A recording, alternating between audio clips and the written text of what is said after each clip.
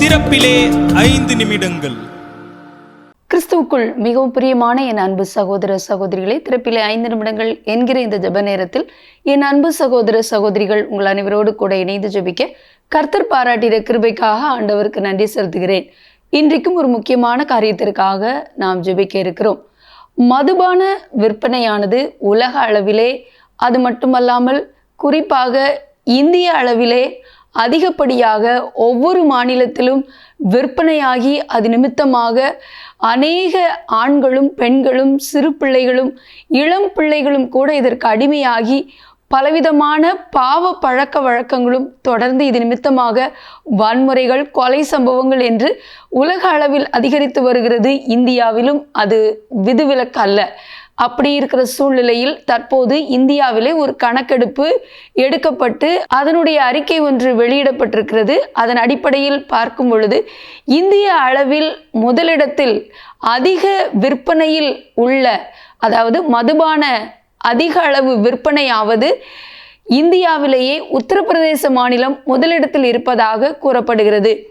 இங்கு ஆண்டிற்கு சுமார் 50,000 கோடி ரூபாய்க்கு மதுபான விற்பனை அதிகரித்துள்ளது என்று கூறப்படுகிறது. இந்த மதுபான விற்பனையானது ஒவ்வொரு மாநிலத்திலும் அதிகரித்து வருகிற அதே சூழ்நிலையில் குஜராத், பீகார் மற்றும் நாகாலாந்து மாநிலங்களில் பூரண மதுவிலக்கு சட்டம் அமலில் இருக்கிறது. இதற்காக நாம் ஆண்டவருக்கு நன்றி செலுத்த வேண்டும். அது மட்டுமல்ல, 2வது இடத்தில் நம்முடைய தமிழகம் இருக்கிறது. ஆண்டிற்கு சுமார் 44,000 கோடி ரூபாய்க்கு நம்முடைய தமிழக அரசுக்கு மதுபானத்தின் நிமித்தமாக வருமானம் உண்டாகிறது. 3வது இடத்தில் மகாராஷ்டிரா மாநிலம் இருக்கிறது. அங்கே ஆண்டிற்கு ரூபாய் 35,000 கோடி, அதற்கும் மேலாக மதுபான விற்பனை இருப்பதாக கூறப்படுகிறது. ஒவ்வொரு மாநிலத்திலும் மதுபான விற்பனை என்பது உயர்ந்து வருகிற சூழ்நிலையில் அநேக மாநிலங்களில் இதை வைத்துதான் அரசு இயந்திரமே இயங்குகிறது என்று ஒரு அவல நிலை காணப்படுகிறது. இந்த சூழ்நிலை மாற வேண்டும். ஒவ்வொரு இந்தியாவின் மாநிலங்களிலும் பூரண மதுவிலக்கு சட்டம் கொண்டு வரப்பட வேண்டும். இன்றைக்கு மதுபானத்தினாலே எத்தனை குடும்பங்கள் சீரழிந்து, எத்தனை இளைஞர்கள், பெண்கள், குழந்தைகள் என்று அதற்கு அடிமையாகி பலரும் அதனால் மரணித்து, எத்தனையோ பெண்கள் விதவையாகி கொண்டிருக்கிறார்கள். எத்தனையோ குடும்பங்கள் நடுத்தெருவிலே வாழ்வதற்கு வழி இல்லாமல் நின்று கொண்டிருக்கிறார்கள். ஆகவே இந்த சூழ்நிலை மாற வேண்டும் என்றால் ஒவ்வொரு மாநிலத்திலும் பூரண மதுவிலக்கு சட்டம் கொண்டு வரப்பட வேண்டும். குறிப்பிட்ட மாநிலங்களில் மட்டுமல்லாமல் இந்தியா முழுவதுமே பூரண மதுவிலக்கு சட்டம் கொண்டு வரப்பட்டு தேசத்தின் அரசு வருமானங்கள் என்பது நல்ல திட்டங்களை செயல்படுத்தி அதன் மூலமாக அது ஆசீர்வாதமானதாக இருக்க கர்த்தர் உதவி செய்ய வேண்டும். ஆகவே இதற்காக நம்ம ஜெபிக்க வேண்டும்.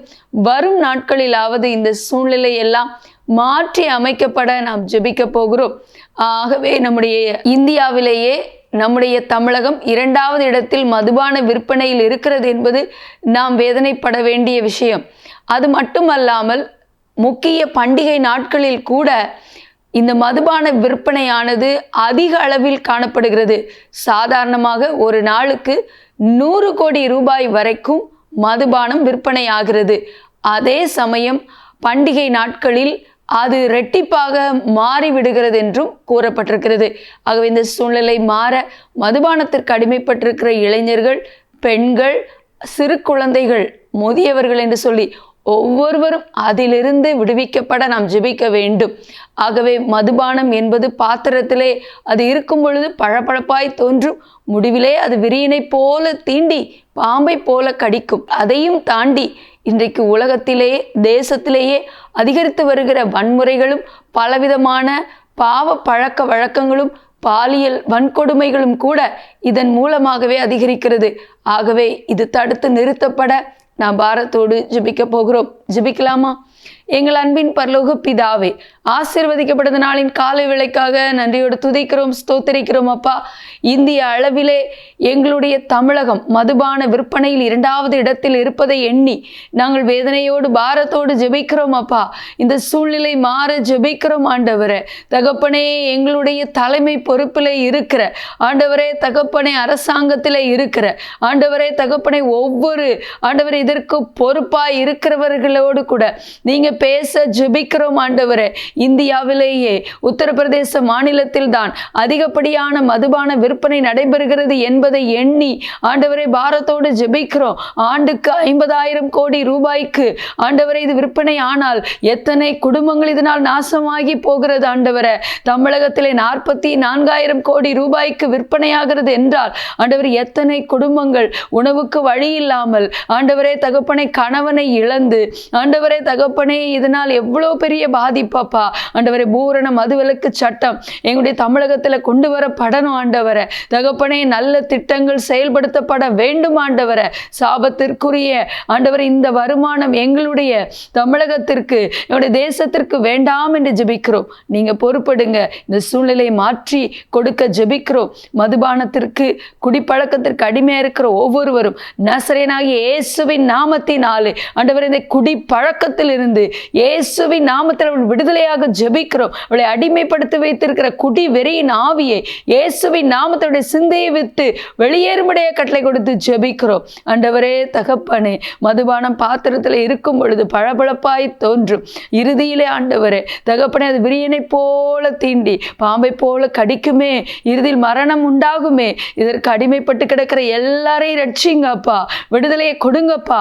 குமாரன் உங்களை விடுதலை ஆக்கினால் மெய்யாகவே விடுதலை ஆவீர்கள். அப்படி ஆண்டவரே அடிமைப்பட்டிருக்கிற ஆண்டவரை ஒவ்வொருவரையும் அதிலிருந்து விடுவிக்க ஜெபிக்கிறோம். எங்களோட ஜெபத்தில் இருக்கிற எல்லா சகோதரர்களை ஆசீர்வதிங்க இயேசுவின் நாமத்தில் பிதாவே, ஆமேன். தொடர்ந்து ஜெபியுங்கள். கர்த்தர் தாமே உங்களை ஆசீர்வதிப்பாராக. ஆமேன்.